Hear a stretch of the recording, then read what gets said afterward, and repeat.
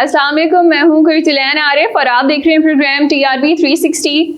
नाज़रीन, श्रीलंका में एक माह से जो कुछ होता आ रहा है और जो कुछ कल हुआ वो आप सबके सामने है कि किस तरह वहाँ के वजीरों के घरों को आग लगा दी गई। अब ये सब क्यों हुआ? क्योंकि वहाँ की मईशत तबाह बर्बाद होकर रह चुकी है। क्योंकि श्रीलंका की मईशत दो चीज़ों पर डिपेंड करती है, एक पाम ऑयल और दूसरा टूरिज़्म। अब कोविड की वजह से टूरिज़्म वैसे ही पूरी दुनिया में इफेक्ट होकर रह गया था, बिल्कुल टूरिज़्म नहीं था और पाम ऑयल की खरीदो फरोख्त भी नहीं हो रही थी, जिसकी वजह से श्रीलंका की मईशत ख़राब हो गई है।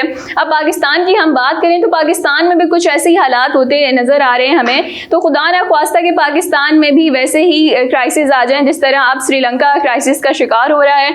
आज इसी हवाले से बात करेंगे। हमारे साथ मौजूद हैं शबीर हुसैन, प्रोग्राम में वेलकम करेंगे। अस्सलाम वालेकुम। वालेकुम अस्सलाम। सर, ये बताएं कि पाकिस्तान में मईशत की ये जो हाल है, आप देख रहे हैं कि कितना बुरा होता जा रहा है, आए दिन कोई ना कोई नया मसला आता जा रहा है, तो इस हवाले से आप क्या कहेंगे? देखें, इस वक्त जो हुकूमत है शहबाज शरीफ साहब की हुकूमत है, वज़ीर आज़म शहबाज शरीफ साहब हैं, इत्तेहादी जमातें हैं, 11 इत्तेहादी जमातों की हुकूमत है। कहने को तो ये बड़ी आइडियल हुकूमत है क्योंकि तमाम स्टेक होल्डर्स इसके अंदर शामिल हैं, लेकिन मईशत इनसे काबू नहीं आ रही और ना इमरान खान साहब की हुकूमत से काबू आ रही थी और ना ही जो सूरत हाल है, ये हुकूमत तो लग रहा है कि क्लूलेस है, जिनको कोई सिरा ही नहीं मिल रहा कि इनको चलाना किस तरह से इस मईशत को। कोई तकरीबन रुपया जो है इस वक्त तक डॉलर के मुकाबले में कोई 6.85% के करीब जो है वो डिक्रीज कर गया है। एक तो ये बड़ा डाउनफॉल है। तकरीबन 3,500 पॉइंट जो है पाकिस्तान स्टॉक एक्सचेंज जो है, जब से ये वज़ीर आज़म साहब आए हैं वो डाउन हो गई है हमारी मार्केट। तो ये दो तो बैरोमीटर्स हैं मोटे मोटे जहाँ पे हमारी मईशत अभी फंसी हुई है। फिर इसमें हमें ये समझ नहीं आ रही कि मईशत चला कौन रहा है। मिफ्ता इस्माइल साहब जो पाकिस्तान में हैं, मुशीर ख़जाना हैं इस वक्त वज़ीर आज़म के, वो ये हुकूमत चला रहे हैं, वज़ीर ख़जाना वज़ारत ख़जाना चला रहे हैं। या फिर इसहाक़ डार साहब जो कि लंदन में बैठे हैं और वो पूरे मीडिया को इंटरव्यू देते फिर रहे हैं और कहते हैं कि 160 रुपये का डॉलर वो ले आएंगे। अब वो कौन सी जादू की छड़ी वो घुमाएंगे और किस तरह से वो करेंगे, ये किसी को समझ नहीं आ रही। तो इस वक्त ये एक बहुत ही ख़तरनाक सूरत हाल है। पेट्रोलियम के ऊपर सब्सिडी दे करके गई है पिछली हुकूमत, जिसे इन्होंने कंटिन्यू रखा है और ज़ाहिर है ये सियासी इसके नताइज हैं। ये इसमें इसके पीछे कोई भी रॉकेट साइंस या कोई भी ऐसा फार्मूला नहीं है कि वो वाकई हमारे लिए नफ़े का सौदा है। हुकूमत के लिए वो सीधा सीधा घाटे का सौदा है। 65 अरब रुपए हर महीने हुकूमत को अपनी जेब से डाल करके हमें सस्ता पेट्रोल देना पड़ रहा है और वो सब्सिडी है।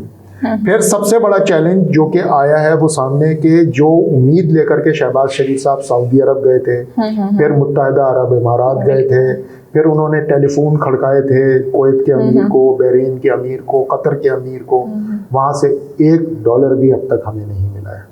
तो और अब बजट बनाना है, मई का महीना है, मई के एंड और जून के फर्स्ट वीक में बजट आना है। अगर बजट पीपल फ्रेंडली नहीं होगा, यानी कि मेरे और आपके मुवाफिक नहीं होगा, तो हम गालियां बक रहे होंगे इस हुकूमत को। तो ये एक मुसीबत है, एक तूफान है। तो जो आपने पैरेलल ड्रॉ किया है बिटवीन श्रीलंका एंड पाकिस्तान, वहाँ पे महिंदा राजापक्सा की हुकूमत थी, वो वज़ीर आज़म थे और उनके भाई जो थे वो एक सूबे के वज़ीर आला थे। अब आप पैरेलल ड्रॉ करें कि इस वक्त पाकिस्तान में किसकी हुकूमत है और एक सूबे में उसका वज़ीर आला कौन है। तो अब मैं ये नहीं कह रहा कि यहाँ पे आवाम खुदा ना खास्ता किसी के घर को आग लगा देती जा करके, लेकिन जो आग लगवाने वाले भी तैयार बैठे हैं, इमरान खान साहब, उनके पीछे एक हुजूम है। बिल्कुल, वो चाहें तो किसी को भी तीली दे सकते हैं और वो आग लगा सकते हैं। सही, हम देखते हैं कि जो तहरीक आदम एतमाद आई थी, सारी पार्टीज मिलके उन्होंने वोट आउट किया था PTI की हुकूमत को, तो लेकिन अब हम ये देखते हैं कि इनके पास कोई इकोनॉमिक प्लान नहीं है कि किस तरह मुल्क को लेके चलना है। इसके अलावा बाकी जो ममालिक थे जिनसे दोस्ती थी, अब वो भी ख़राब हो गई है। जैसे हम चाइना की बात करें तो कराची यूनिवर्सिटी का जो वाक़या पेश आया था, तो उस पर भी हम देखते हैं कि चाइना काफ़ी नाराज़ हुआ है। उल्टा पैसे देने के बजाय वो कह रहे हैं कि मेरे पैसे वापस करो। बिल्कुल ऐसा ही हुआ है और वो 300 अरब रुपए जो है हमसे मांग लिए हैं IPPs की मद में।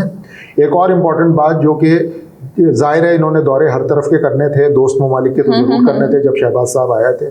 फ़ॉरेन ऑफिस हमारा, जब से शहबाज शरीफ साहब वज़ीर आज़म बने हैं, हमारा फ़ॉरेन ऑफिस मुसलसल कोशिश कर रहा है कि शी जिनपिंग साहब जो कि चीनी सदर हैं, वो कोई टाइम दे दें हमारे वज़ीर आज़म साहब को ताकि वो सरकारी दौरे पर चीन जाएं।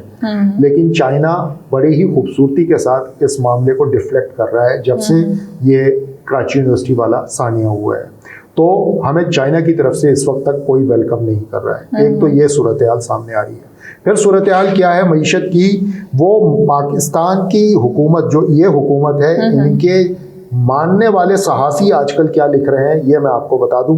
तलत हुसैन साहब लिखते हैं PM Shehbaz Sharif so far is clueless at the help, उनको कोई क्लू नहीं है। He has no policy to deal with ragged economy that needs painful and politically costly decisions. He is baffling in dealing with Imran's toxic falsehoods. He is doing nothing significant. The clock for him is ticking fast. घड़ी की सुई बड़ी तेज जा रही है और clueless है शहबाज शरीफ के इकोनॉमी को किस तरफ लेकर के जाना है। ये तलत साहब का लिखना है, जो कि बहुत बड़े हामी हैं नून लीग की हुकूमत के। इसी तरह कामरान खान साहब मेरे उस्ताद हैं, उन्होंने आज ट्वीट किया है और उन्होंने ये लिखा है कि जी इकोनॉमी का फट्टा बैठ गया है और अगर ये सूरत हाल ऐसी ही रही तो शहबाज शरीफ साहब आपको आवाम नहीं छोड़ेगी। बिल्कुल ठीक है। इसी तरह नुसरत जावेद साहब ये भी बहुत बड़े नाक़िद थे पीटीआई हुकूमत के और बहुत बड़े हिमायती हैं इस वाली हुकूमत के। उन्होंने कल लिखा था कि डॉलर इतना ऊपर चला गया, स्टॉक मार्केट इतनी गिर गई, भाई इलेक्शन करवा लो। मुस्तफ़ा नवाज खोकर जो कि पीपल्स पार्टी के रहनुमा है और पीपल्स पार्टी आपको पता है इत्यादी जमात है, उन्होंने कहा लिखा उस ट्वीट के जवाब में, नुसरत जावेद साहब के ट्वीट के जवाब में कि भाई हमारा जो मैंडेट है वो सिर्फ ये होना चाहिए कि हम इलेक्शन रिफॉर्म्स कराएं और इलेक्शंस करा दें। तो ये सूरत हाल है। देखें इस वक्त एक दोस्त से आज बात हो रही थी तो उसने कहा कि भाई एक होता है हाथ, एक मशीन का कीमा होता है और एक हाथ का कीमा होता है। नून लीग का जो गोश्त है वो हाथ लग गया है, अब वो मोटा वाला कीमा बन रहा है, बोगदा चलना शुरू हो गया है। तो ये जितनी देर ये करेंगे या तो टफ डिसीजंस ले लें, सब्सिडी खत्म करें पेट्रोल की जी, पावर की सब्सिडी खत्म करें जो आईएमएफ डिमांड कर रही है, ये दोनों बातें कर लें। फिर तो हम देखेंगे अगर ये सब्सिडीज खत्म हो गई हैं तो आवाम जो है वो हमारी मजीद सड़कों पे निकल आएगी, क्योंकि ऑलरेडी के इलेक्ट्रिक की जानिब से जो लोड शेडिंग की जा रही है, लोग हम देख रहे हैं कितने परेशान हैं। हर जगह 2 घंटे के लिए लाइट आती है, 4 घंटे के लिए चली जाती है। तो अगर ये सब भी खत्म हो गया और पेट्रोल की प्राइसेस भी बढ़ जाएंगी, तकरीबन 250 तक आ जाएंगी, तो फिर हमारी आवाम जो है वो सड़कों पर नजर आएगी हमें। नहीं तो फिर ये फैसला तो पहले करना था ना, इस हुकूमत को कायम करने से पहले। बिल्कुल। शहबाज शरीफ साहब को तो पता था ये मईशत का क्या हाल है, ठीक है, और उन्होंने ये चैलेंज कबूल किया कि वो इसको डील करेंगे। तो अब तो डील करना है। बिल्कुल। डील करने के लिए आपको आईएमएफ के पास जाना है। आईएमएफ आपको लोन देगा तो ये मईशत चलेगी, आप बजट बना पाएंगे। ठीक है। उसके लिए आपको आईएमएफ की शराइत पूरी करनी है। उसमें आपको करना क्या है कि आपने कम से कम 25 से 30 रुपए लीटर अगले महीने पेट्रोल करना है महंगा। ठीक है। बिजली की नर्ख आपने बढ़ाने हैं। ये सारी सब्सिडी आपने बेतरतीब खत्म करनी है। तो आप कह रही हैं कि सड़कों पे निकल आएंगे। सड़कों पे निकल आएंगे तो अब या तो पहाड़ है, पहाड़ चढ़ जाओ, या खाई है, खाई में गिर जाओ। तो अब शहबाज शरीफ साहब के पास सिर्फ ये ऑप्शन है, या तो वो खाई में गिरने के लिए तैयार हो जाए या पहाड़ चढ़ जाए। इसीलिए लोग आजकल कह रहे हैं महफिलों में, जहां मैं जाता हूं अक्सर लोगों से मिलता हूं, तो वो जिन्होंने ये हुकूमत लाए हैं बड़ी मेहनत करके, तो वो ये कह रहे हैं कि यार ये हमने झक मारी है, लेकिन अब हम सोचते हैं कि हमने ये झक मारी क्यों। तो अब ये झक मार दी गई है।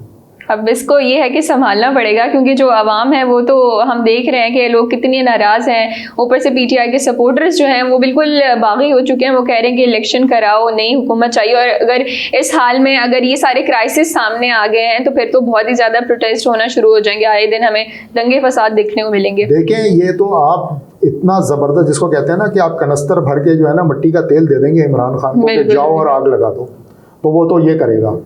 तो बेहतर जो सॉल्यूशन है इस वक्त ये है कि आप टफ डिसीजंस ले लें, आप नर्क बढ़ाएं, आईएमएफ से लोन लें, बजट पेश करें, पीपल फ्रेंडली बजट पेश करें, जितना आप झोंक सकते हैं उसमें पैसा झोंक दें और इलेक्शन कॉल कर लें।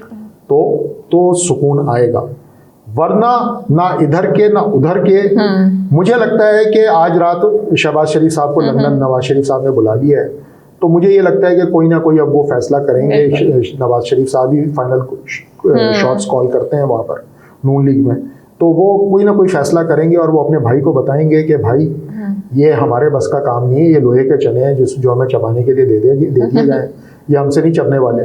तो हम एक काम करते हैं कि बस शॉर्टकट लेते हैं, एक पीपल फ्रेंडली बजट देते हैं, इलेक्शन में जाते हैं, फिर देखते हैं कि क्या होता है। क्योंकि जितनी टाइम इमरान खान को इस फ्यूल के साथ आप छोड़ देंगे मैदान में, तो वो तो गाड़ियों को आग लगाते रहेंगे, वो तो आग लगाते फिरते रहेंगे। उनके पास तो अब इतना बारूद आ गया है, इतना तेल आ गया है।